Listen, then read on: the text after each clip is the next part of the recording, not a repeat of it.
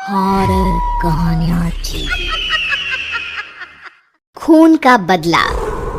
अपनी जिंदगी भर की कमाई लगाकर सुमन और अखिल ने एक छोटा सा नया घर बनाया था, लेकिन उस घर में आने के बाद उसके साथ क्या हो सकता था, इस बात का अंदाजा उन दोनों को था ही नहीं। अभी इस घर में आए हुए उन्हें 2 दिन भी नहीं हुए थे। एक शाम जब अखिल घर में नहीं था तो किचन में खाना बनाते वक्त सुमन को ऐसा लगा जैसे किचन की दीवार के पीछे से किसी के बात करने की आवाज आ रही थी। कौन हो सकता है यहाँ पर? इतना धीरे धीरे कौन बात कर रहा है? सुमन दीवार से कान लगाकर बात सुनने की कोशिश करती है, लेकिन उसे कुछ सुनाई नहीं देता। तभी अचानक घर की लाइट चली जाती है और दरवाजे पर जोर जोर से दस्तक देने की आवाज आती है। सुमन दरवाजे की तरफ दौड़ कर जाती है, लेकिन दरवाजा खोलने से पहले कोई आवाज उसके कान में धीरे से सुनाई पड़ती है। सुमन, मैं यहाँ हूँ, तुम्हारे घर में। सुमन जोर से चीखती है और दरवाजा नहीं खोलती। दरवाजे की बजने की आवाज धीरे धीरे तेज होने लगती है। सुमन लड़खड़ाते कदमों से आगे बढ़ती है और झटके के साथ दरवाजा खोलकर अपनी आंखें बंद कर लेती है। तभी अचानक से अखिल की आवाज सुनकर उसे होश आता है। सुमन, क्या हुआ? तुम इतनी घबराई हुई क्यों हो? अखिल, वो लाइट चली गई और कोई है इस घर में। अखिल, मुझे बहुत डर लग रहा है। वो किचन की दीवार के पीछे से किसी की आवाज आ रही थी। कैसी बात कर रही हो? तुमने खुद सारे लाइट के स्विच ऑफ किए हुए हैं।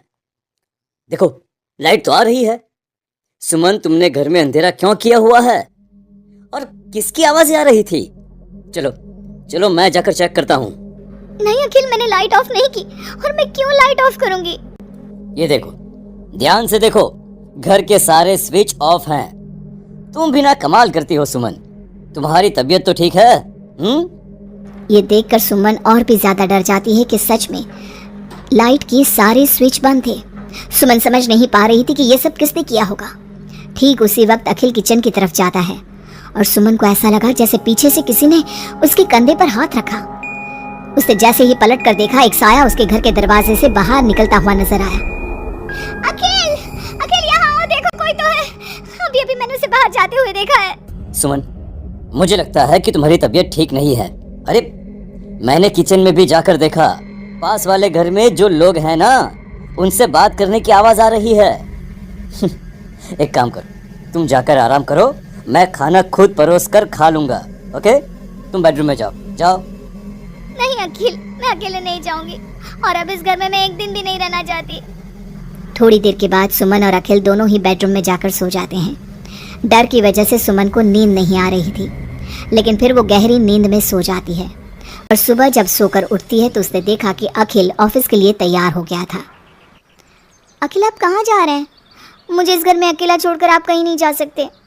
देखो सुमन, मेरा ऑफिस जाना बहुत ज़रूरी है। कल तुम ऐसे ही डर गई थी। अब परेशान मत हो और मैं ब्रेकफास्ट बाहर कर लूँगा। ओके, जब तुम्हारी तबीयत ठीक लगे तो तुम खाना बनाकर खा लेना। और हाँ, अगर तुम कहो तो मैं तुम्हारे लिए बाहर से खाना भिजवा दूँ। नहीं अखिल, उसकी कोई ज़रूरत नहीं है। मैं अपने लिए खाना बना लूँगी, लेकिन मुझे डर लग रहा है। डरने की कोई बात नहीं है। अभी मैं चलता हूँ, तुम अपना ख्याल रखना। चलो, गुड बाय। अखिल के जाने के बाद सुमन बाथरूम में नहाने के लिए चली जाती है और शावर ऑन करती है। नहाते नहाते सुमन को एहसास होता है कि शावर से पानी की जगह खून गिर रहा था। उसने घबराकर सामने लगे मिरर में देखा और ये देखकर उसके पैरों तले जमीन खिसक गई कि वो पूरी तरह सर से पैर तक खून में भीग चुकी थी। सुमन भागकर बाहर आती है। उसे अपने घर का पूरा फर्नीचर जला हुआ नजर आता है और उसके ठीक सामने खड़ी हुई थी एक औरत जिसने दुल्हन के कपड़े पहने हुए थे। उसके चेहरे पर लंबा सा घूंघट था और उसके शरीर से खून टपक रहा था। कौन हो तुम और क्या चाहती हो मुझसे? यहाँ क्यों आई हो तुम? मैं तुमसे तुम्हारा पति चाहती हूँ। मुझे अपना पति दे दो और मैं वापस चली जाऊंगी। लेकिन मेरा पति? अखिल, मेरा मतलब तुम्हें मेरा पति क्यों चाहिए? हमने क्या बिगाड़ा है तुम्हारा? तुमने नहीं, हर सुहागन औरत मेरी दुश्मन है और जब भी मेरी आंखों के सामने कोई औरत अपने पति के साथ नजर आती है तो मैं उसे जिंदा नहीं छोड़ती। लेकिन तुम ऐसा क्यों करती हो? और प्लीज, मैं तुम्हारे आगे हाथ जोड़ती हूँ, तुम मुझे और अखिल को जाने दो। हम दोनों हमेशा के लिए ये घर छोड़कर चले जाएंगे। अब ऐसा नहीं हो सकता।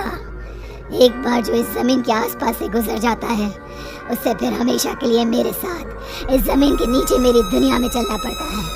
और तुमने इस जमीन के ऊपर अपना घर बनाकर अपनी दुनिया बसाने की कोशिश कर ली। अचानक से वो औरत सुमन को उसके बाल पकड़कर जमीन पर घसीटने लगती है। सुमन दर्द से जोर जोर से चीखती है, लेकिन उसकी आवाज उसके घर की दीवारों के अंदर दब कर रह जाती है। अब बाकी दूसरी औरतों की तरह मैं तुम्हें भी इस घर की दीवारों के नीचे दफन कर दूंगी और तुम्हारे पति को हमेशा के लिए अपना पति बना लूंगी। जानती हो, मेरी भी शादी हुई थी, लेकिन शादी के ठीक बाद मांग में सिंदूर भरकर मेरे पति ने गला घोट कर मेरी हत्या कर दी और इस जमीन के नीचे मुझे गाड़ दिया। बस तब से मेरी आत्मा यही भटक रही थी। मुझे भी सुहागन बनना है, मुझे भी पति चाहिए। छोड़ दो मुझे प्लीज, मुझे जाने दो। देखो तुम्हें पति चाहिए, तुम किसी और को अपना पति बना लो। मुझे और अखिल को जाने दो यहाँ से। लेकिन वो औरत सुमन को लेकर वहाँ से गायब हो जाती है। शाम को जब अखिल ऑफिस से लौट कर आता है, डोरबेल बजाता है, तभी मुस्कुराते हुए सुमन दरवाजा खोलती है। दरअसल सुमन के शरीर के अंदर अब उस औरत की आत्मा थी, लेकिन अखिल का चेहरा देखते ही सुमन के शरीर के अंदर एक हरकत होती है और वो अचानक से नाराज हो जाती है। क्या हुआ सुमन, आज तो ठीक हो ना? तुम्हारी तबीयत भी ठीक लग रही है आज तो। गुड। मुझे नहीं पता था कि तू आने वाला है यहाँ, वरना तो मैं तेरी मौत का सारा इंतजाम करके रखती। क्या हुआ? अब मेरी बात का जवाब नहीं दोगी क्या? नाराज हो मुझसे किसी बात पर? हाँ? ऐसी तो कोई बात नहीं है। जाओ, डाइनिंग टेबल पर तुम्हारा फेवरेट खाना लगा दिया है, जाकर खा लो। हाँ, खुशबू तो बहुत अच्छी आ रही है। वैसे भी सुबह से कुछ खाया नहीं है। थैंक यू यार, मैं जल्दी से जाकर खाना खाता हूँ। ओके? अखिल जैसे ही खाने की कटोरे का ढक्कन हटाता है तो वो हैरान रह जाता है कि वहाँ पर सुमन का कटा हुआ हाथ था। उसमें पहनी हुई चूड़ियों से वो सुमन के हाथ को पहचान जाता है। खाने की जगह सुमन के शरीर के छोटे छोटे टुकड़े काटकर उस आत्मा ने अखिल के सामने परोस दिए थे। अखिल घबराकर वहाँ से भागने लगता है। तभी सुमन के शरीर में मौजूद वो आत्मा अपने असली रूप में आकर अखिल के सामने खड़ी हो जाती है। कौन हो तुम और क्या किया तुमने मेरी पत्नी के साथ? इसका मतलब वो ठीक कहती थी कि इस घर में कुछ गलत है। कहाँ है मेरी सुमन? तुम्हारी सुमन के मैंने छोटे छोटे टुकड़े करके उसका खाना बना दिया और उसकी आत्मा को मैंने इस घर की जमीन के नीचे दफन कर दिया है। वो कैद हो गई है यहाँ हमेशा के लिए। तुम भी उसके पास जाना चाहते हो? मगर क्यों किया तुमने ऐसा? क्या दुश्मनी थी तुम्हारी और मेरी पत्नी? पहले तो मैंने तेरी पत्नी को सिर्फ इसलिए मारा क्योंकि मैं तुझे अपना पति बनाना चाहती थी।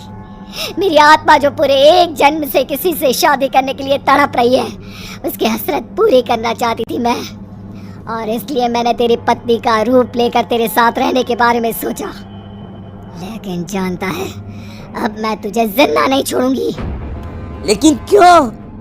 देखो तुमने सुमन के साथ जो भी किया, मुझे जाने दो यहाँ से प्लीज।